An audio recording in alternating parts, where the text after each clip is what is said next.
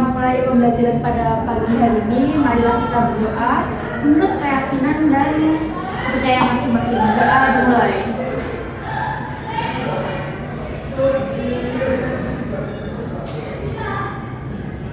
Berdoa selesai.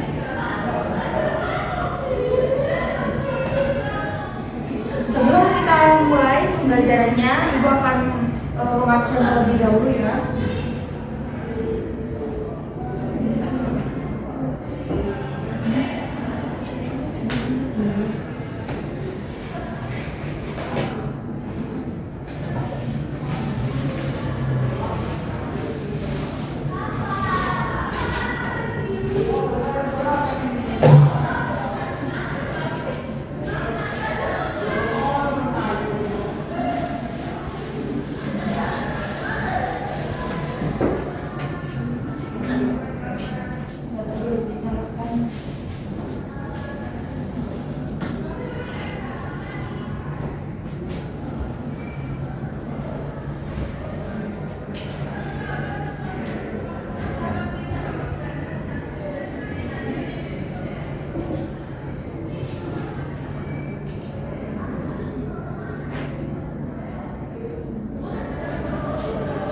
Ibu absen terlebih dahulu. Nia,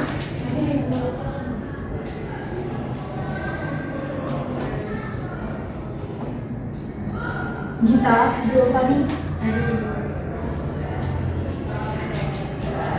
Krisna, Ratna, Tasya Al-Hawa, hadir Ibu. Fania Andrea, hadir Ibu. Laila, oh iya. Telat berapa kalau boleh tahu? Jauh. Oh, Manza. Oke.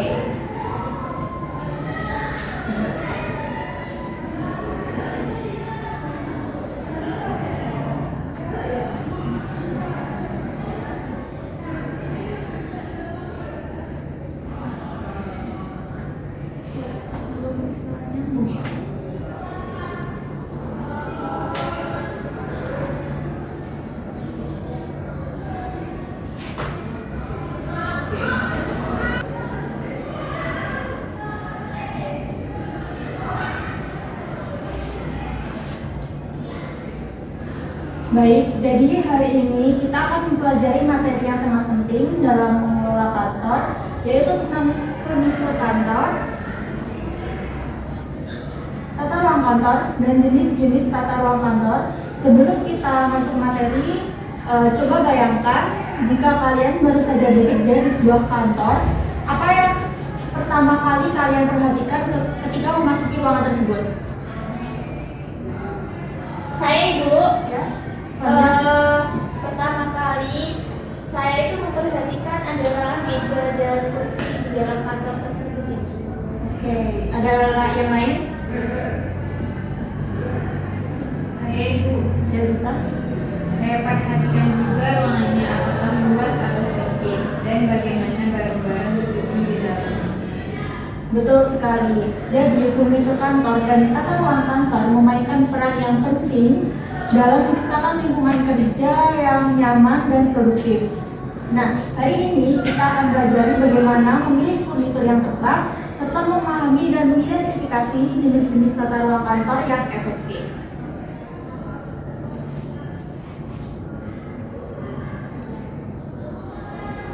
Selanjutnya, misalkan kalian diminta untuk merancang ruang kerja di sebuah kantor baru, apa yang harus kalian pertimbangkan dalam memilih furnitur dan merancang tata ruang kantor tersebut?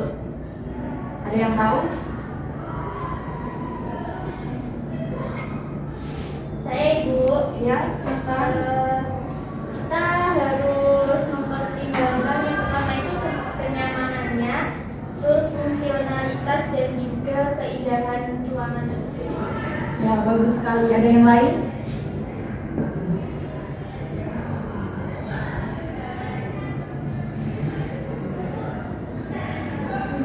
Mungkin saya Ibu. Ya, Selain itu, tata letak ruangannya juga penting agar tidak mengganggu awal kerja dan furniturnya harus cocok dengan ukuran ruang. Jawaban yang tepat. Kenyamanan, fungsionalitas, dan desain yang efisien sangat penting. Nah, mari kita belajar lebih lanjut tentang furnitur kantor dan tata ruang kantor yang baik dan benar. Oh ya, kemarin Ibu memberikan penugasan kan? Boleh dong dua siswa maju untuk memaparkan tugasnya? Ayo, siapa yang maju nanti akan mendapatkan nilai tambah.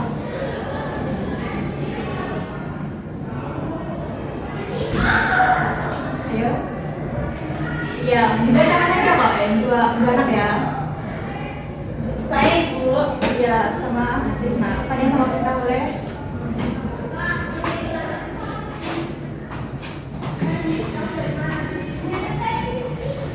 Jadi siapa yang memaparkan dulu terlebih dahulu? Saya.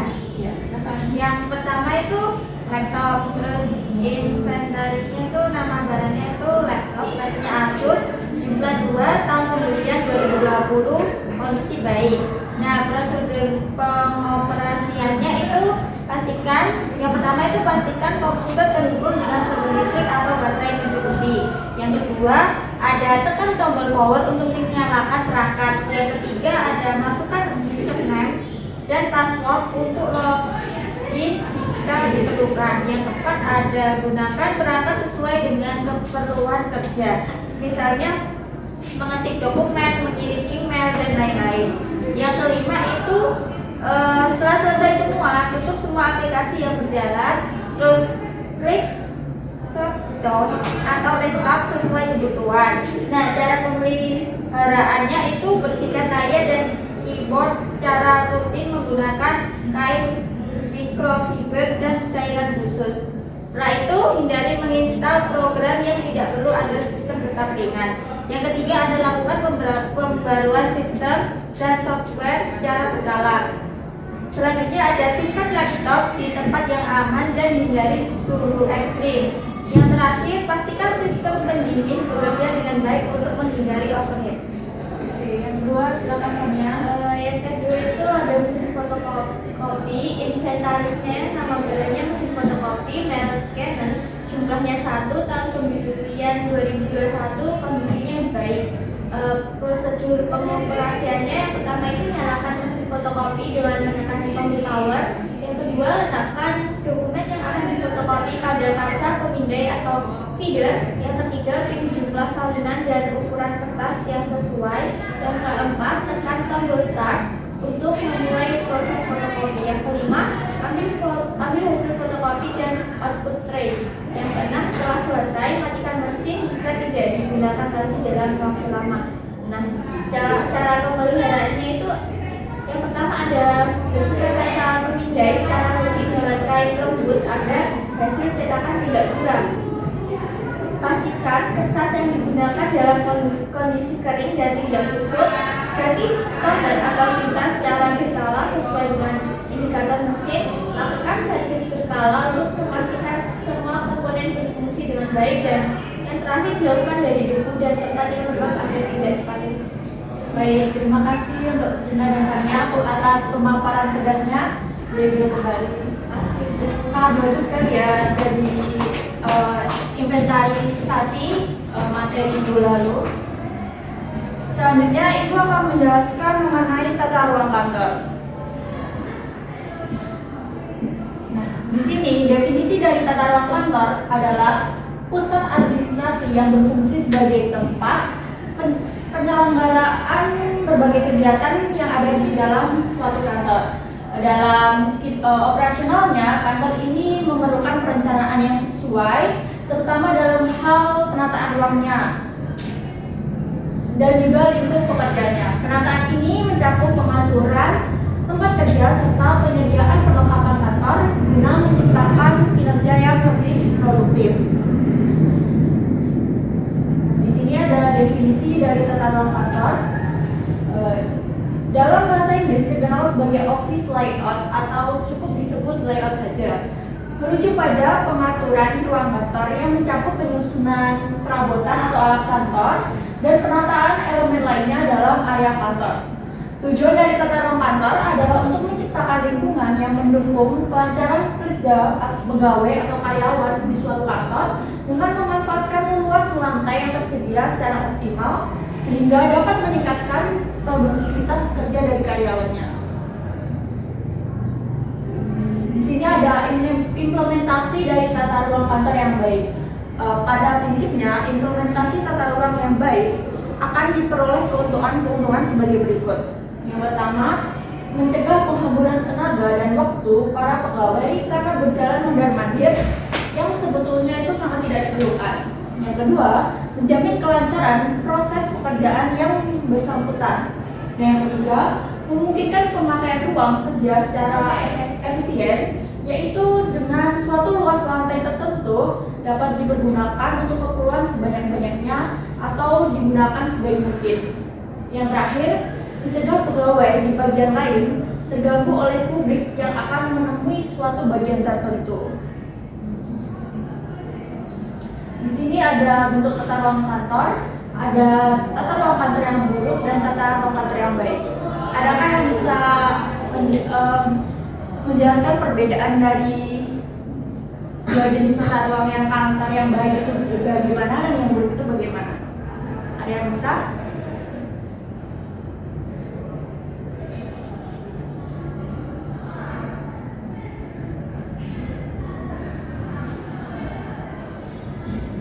Ya? Ada yang bisa perbedaannya menjelaskan gimana kira-kira apa sih yang bikin tata ruang kantor itu buruk dan tata ruang kantor itu baik? Ayo, mungkin Mbak Fania atau Gita.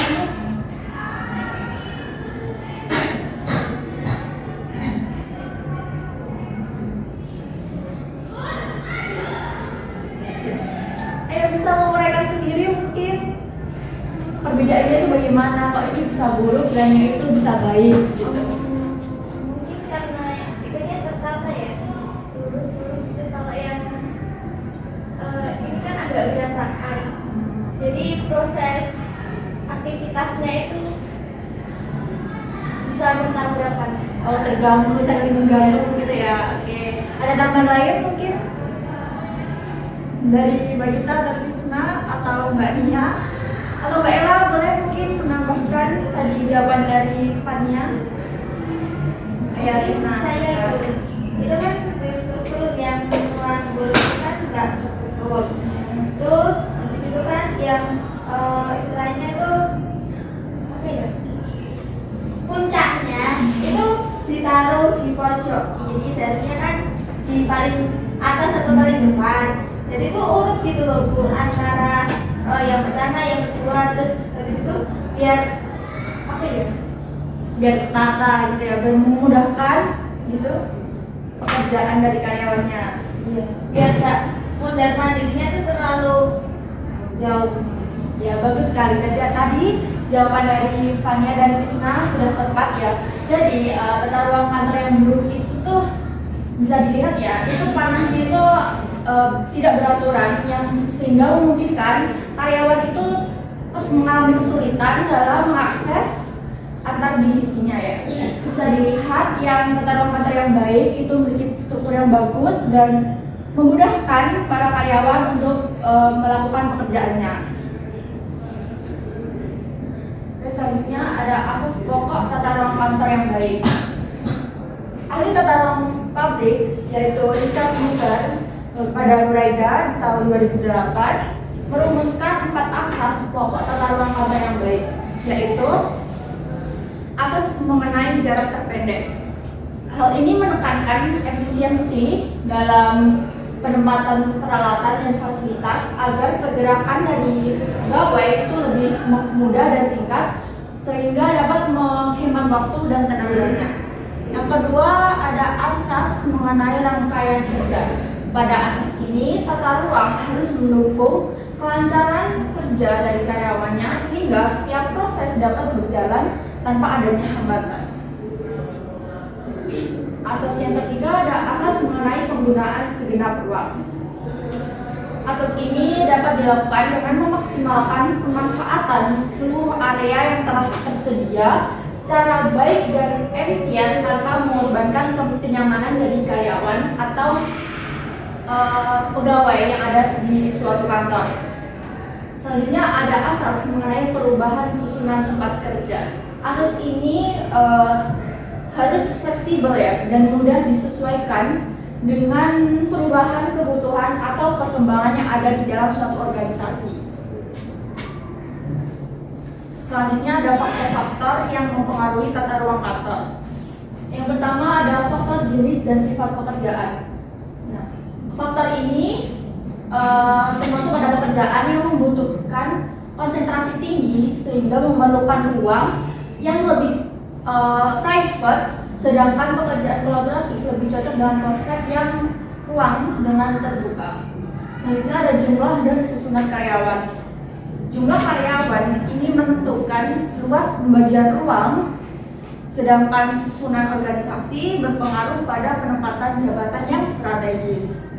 Yang ketiga ada aliran kerja atau workflow. Aliran kerja ini yaitu tata ruang kantor harus mendukung kelancaran aliran kerja agar tidak terjadi hambatan dalam proses bisnisnya. Dan yang keempat ada penerangan dan ventilasi. Dalam penataan tata ruang kantor, faktor ini itu sangat diperlukan karena pencahayaan yang baik, alami maupun buatan, serta ventilasi yang memadai meningkatkan kenyamanan dan produktivitas kerja dari pegawai pada suatu kantor. Faktor selanjutnya ada peralatan dan fitur. Pemilihan perabotan dan alat kerja harus disesuaikan dengan kebutuhan agar efisien dan ergonomis. Selanjutnya keamanan dan keselamatan. Faktor ini menunjukkan jika ruang kantor harus dirancang untuk mengurangi resiko kecelakaan kerja serta menyediakan jalur evakuasi yang jelas. Faktor selanjutnya ada estetika dan kenyamanan. Lingkungan yang nyaman dan menarik dapat meningkatkan motivasi serta kreativitas karyawan karena tata ruang kantor yang nyaman itu dapat mendukung kinerja dari suatu karyawan. Selanjutnya ada fleksibilitas dan perkembangan perusahaan. Faktor ini menunjukkan jika tata ruang harus mampu beradaptasi dengan perubahan jumlah karyawan dan juga teknologi dan juga perkembangan bisnis yang akan terjadi di masa depan. Selanjutnya ada konsep-konsep tata ruang kantor. Konsep yang pertama ada tata ruang terbuka atau open office layout, di mana tata ruang kantor ini menggunakan ruang tanpa banyak sekat atau bilik, sehingga memudahkan komunikasi dan kolaborasi antar karyawan, dan sehingga cocok untuk pekerjaan tim dan perusahaan dengan budaya kerja yang lebih fleksibel.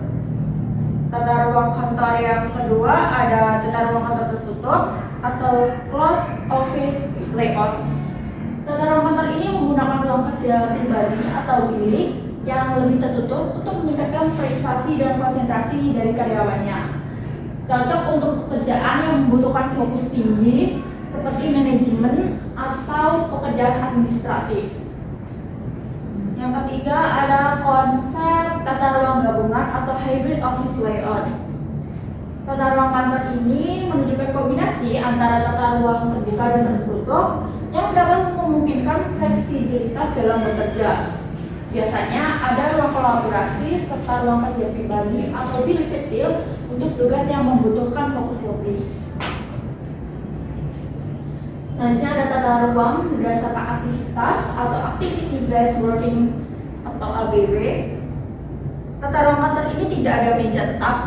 Karyawan bisa bekerja di area yang sesuai dengan tugas mereka sehingga cocok untuk perusahaan dapat menerapkan fleksibilitas kerja dan mobilitas yang memadai. Selanjutnya ada tata ruang modular atau modular office layout. Tata ruang kantor ini menggunakan furnitur dan elemen desain yang fleksibel serta mudah diatur ulang sesuai kebutuhan. Cocok untuk perusahaan yang berkembang cepat atau sering melakukan perubahan struktur kerja. Tata ruang selanjutnya adalah tata ruang ergonomis. Tata ruang kantor ini lebih mengutamakan kenyamanan dan kesehatan karyawan dengan desain yang memperhatikan postur tubuh, pencahayaan, dan ventilasi. Ruang kantor ini cocok untuk meningkatkan produktivitas dan kesejahteraan karyawannya. Tata ruang kantor selanjutnya adalah tata ruang kantor co-working. Konsep tata ruang kantor ini adalah berbagi ruang kerja dengan berbagai individu atau perusahaan, di mana tata ruang kantor ini tuh sering digunakan oleh startup dan pekerja lepas, sehingga cocok untuk menciptakan lingkungan kerja yang dinamis dan berbasis komunitas. Selanjutnya ada ciri dan peran dari tata ruang kantor. Tata ruang kantor memiliki ciri-ciri utama seperti efisiensi dalam penggunaan ruang, kenyamanan bagi karyawan, serta mendukung alur kerja yang optimal. Tata ruang kantor yang baik juga memperhatikan faktor pencahayaan, ventilasi, dan ergonomi untuk meningkatkan produktivitas kerja. Selain itu, fleksibilitas dan pengaturan ruang memungkinkan perusahaan dapat beradaptasi dengan perkembangan bisnis dan teknologi. Selanjutnya, peran tata ruang kantor sangat penting dalam menciptakan lingkungan kerja yang kondusif, meningkatkan efisiensi kerja, serta mendukung komunikasi dan kolaborasi antar karyawan. Tata ruang yang dirancang dengan baik dapat mencerminkan identitas perusahaan dan memberikan pengalaman kerja yang baik bagi karyawan yang pada akhirnya dapat berkontribusi pada keberhasilan suatu perusahaan. Selanjutnya ada langkah-langkah membuat tata ruang kantor yang baik. Langkah pertama yaitu dapat dilakukan dengan analisis kebutuhan fungsi. Nah, pada langkah ini dapat dilakukan dengan menentukan jenis pekerjaan, jumlah karyawan, serta alur kerja agar tata ruang dapat mendukung produktivitas dan efisiensi. Yang kedua, langkah perencanaan tata letak. Langkah ini dilakukan dengan membuat sketsa atau ruangan yang mencakup penempatan meja, peralatan, dan fasilitas sesuai dengan kebutuhan operasionalnya. Langkah yang ketiga, pemilihan perabotan dan peralatan. Dapat dilakukan dengan menggunakan furnitur yang ergonomis dan peralatan yang sesuai untuk karyawan serta efisiensi kerjanya. Langkah keempat adalah evaluasi dan penyesuaian. Langkah ini dilakukan dengan melakukan peninjauan setelah penerapan untuk memastikan tata ruang dapat berjalan secara efektif serta melakukan perubahan jika diperlukan.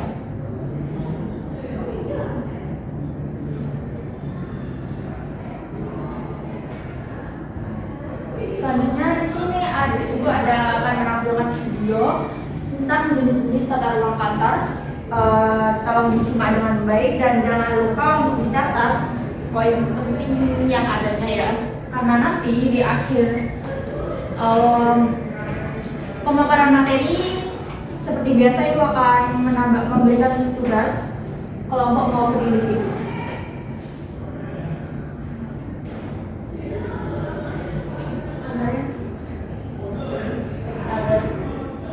Ini agak susah ya.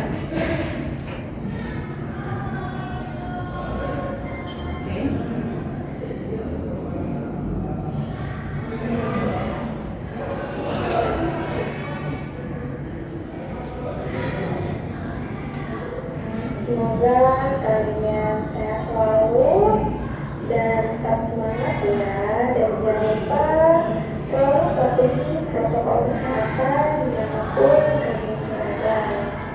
Bagaimana sebaiknya kalian untuk mengisi absen yang ada di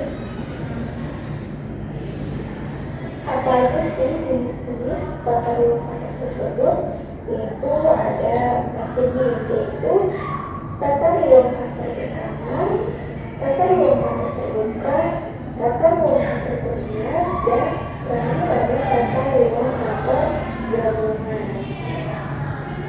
Kita akan mempelajari satu persatu mengenai jenis-jenis tersebut serta kelebihan dan kekurangan dari macam-macam jenis tersebut ya. Selanjutnya mari kita simak materi ini.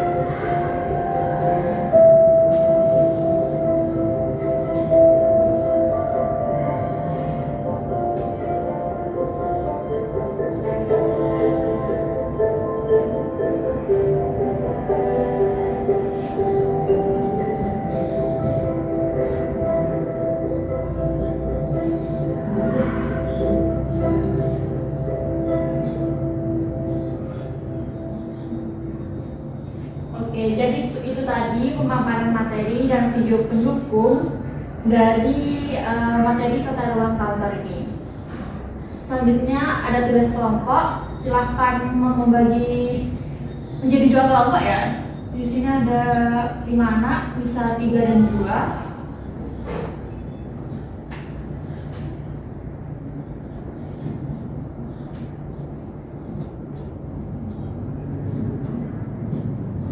Nanti setiap kelompok akan diberikan gambar, yaitu yang ada di PPT di depan, yang kemudian tugas kalian yaitu mengidentifikasi jenis tata ruang tersebut dan memberikan alasan mengapa tata ruang kantor tersebut itu cocok dan tidak cocok untuk sebuah kantor. Oke, silahkan diamati terlebih dahulu. Ibu akan memberi waktu 5 menit. Ya, silakan berdiskusi ya, 3 dan 2.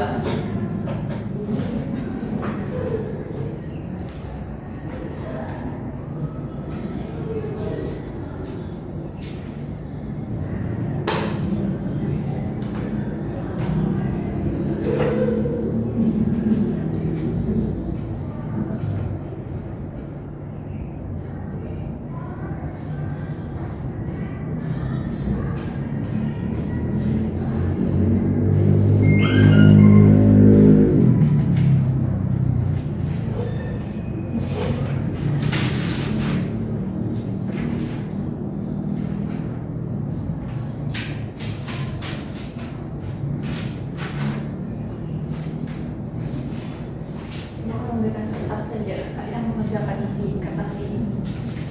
Ini untuk kelompok 1 dan itu kelompok 2.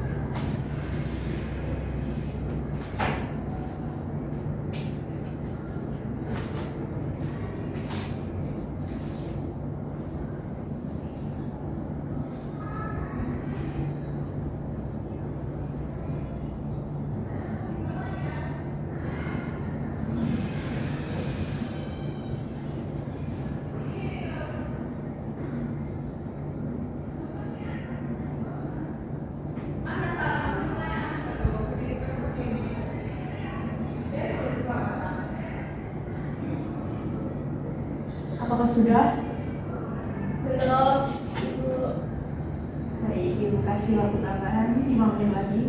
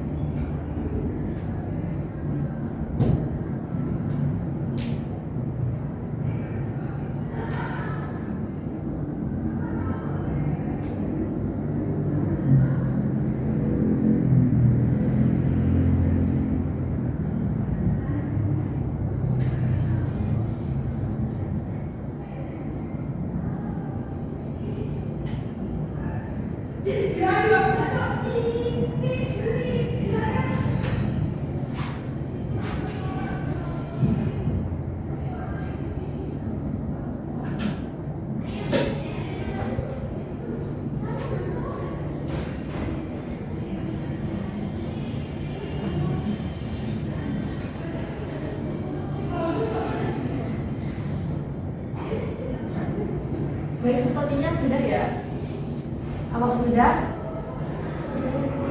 Baik, jika sudah, silakan untuk masing-masing kelompok satu anak memaparkan dari tugasnya ke depan. Ya, satu anak.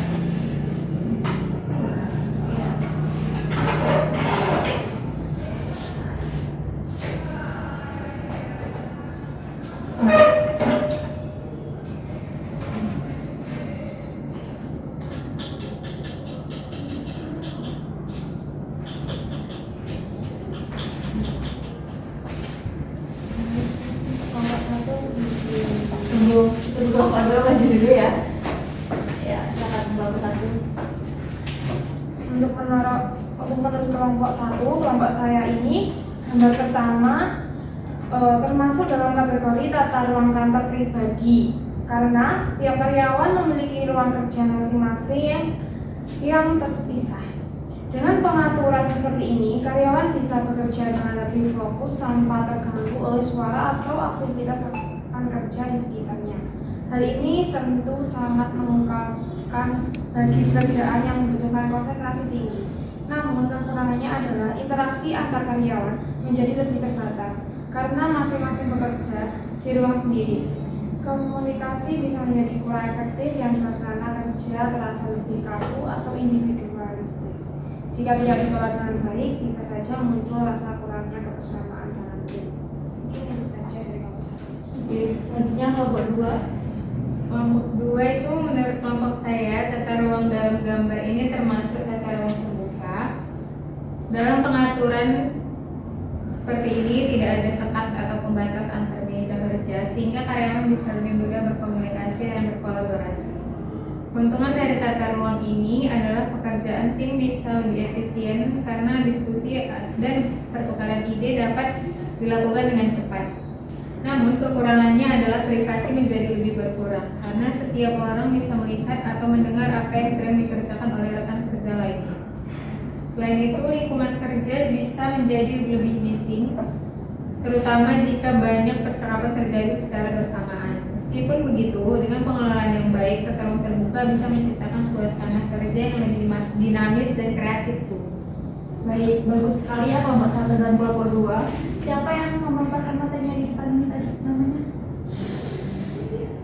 Kelompok satu ya. Oh iya, kelompok dua. Berapa dua kita ibu? Oke. Silakan duduk. Kembali menyadari kita. Nah, dari pemaparan tugas di depan tadi, Ibu bisa melihat ya jika kalian dapat memahami materi pada hari ini itu dengan sangat baik. Sepertinya masih ada waktu. Apakah kalian ingin mengerjakan kuis interaktif? Atau bagaimana? Nanti kalau ada kuis interaktif itu bisa menambahkan nilai kalian loh. Mau ya? Mau ya? Oke. Sebentar.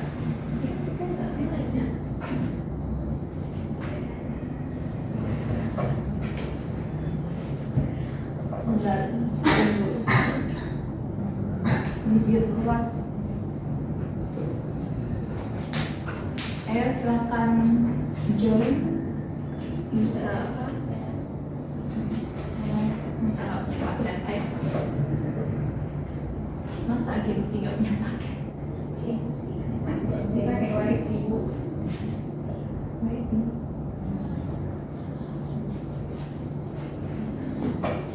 Pakai nama asli atau Asli dong, pakai nama asli, nama lengkap ya.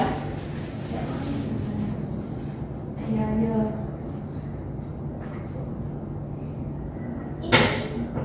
Ayo semuanya. sinyalnya jelek Iya. Aduh.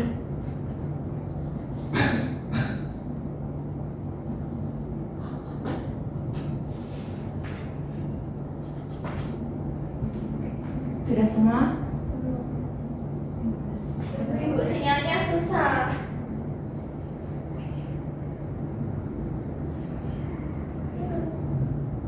Tiga, empat. Satu lagi di sini.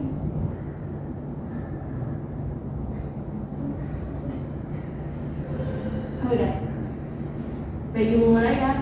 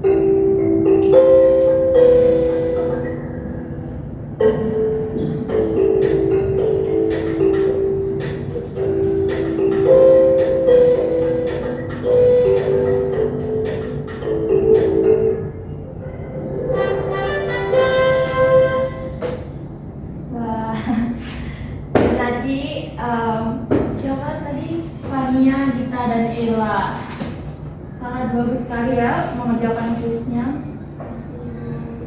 Oke, di sini Fania mendapatkan 80%. Ini bisa dilihat ya. Ini akan menjadi nilai tambahan untuk kalian.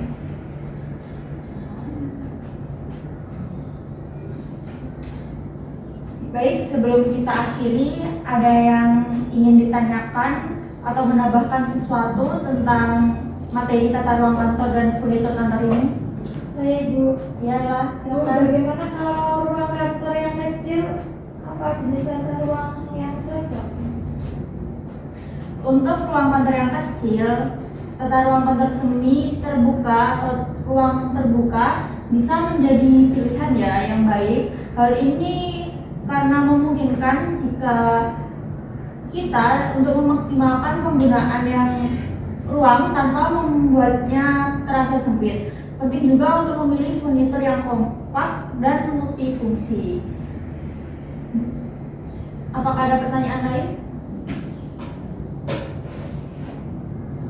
Baik, jika tidak ada pertanyaan lagi, saya ingin kalian mengerjakan tugas rumah. Bisa dicatat, yaitu tugasnya adalah membuat desain tata ruang kantor untuk sebuah perusahaan fiktif ya, perusahaan kalian sendiri, dengan mempertimbangkan kenyamanan, produktivitas, dan efisiensi kalian. Bisa menggunakan software desain atau menggambar secara manual.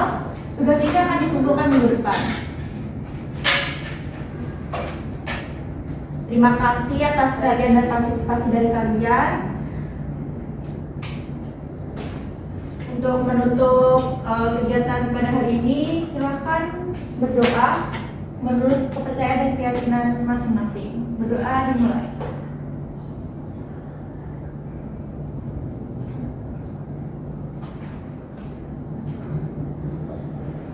Berdoa selesai. Terima kasih semuanya, Ibu. Pamit terlebih dahulu. Assalamualaikum warahmatullahi wabarakatuh. Waalaikumsalam warahmatullahi wabarakatuh.